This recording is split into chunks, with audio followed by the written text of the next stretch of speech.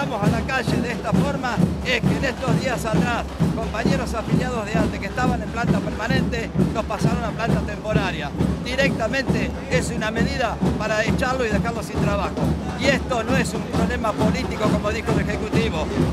Estos problemas los venimos padeciendo de septiembre, octubre del año 2012. Y las listas se armaron hace muy poquito tiempo. Y que venimos discutiendo y venimos denunciando esto hace el año 2012. Así que no nos vengan a decir que esto es una movida porque hay elecciones primarias o elecciones legislativas. Nada que ver. Es político, pero político gremial, no político partidario como lo que están haciendo ellos. Julio, ¿hay un plazo a esperar a que el intendente los convoque y cómo sigue la historia?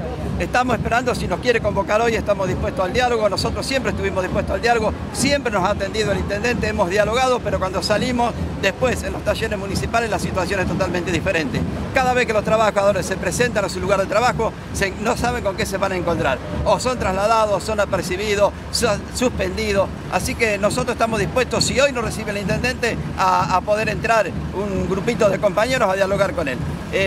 La única forma que se destraba este conflicto es que el intendente dé marcha atrás con estas medidas que ha tomado, más allá que diga que no va a dar marcha atrás. ¿Y cómo sigue el conflicto?